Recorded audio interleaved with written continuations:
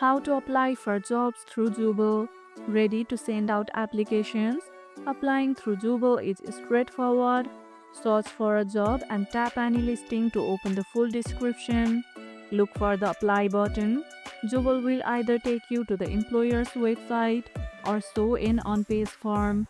Review the requirements carefully, then fill out the fields or upload your resume as instructed. Double check your details before submitting. When done, tap Submit Application.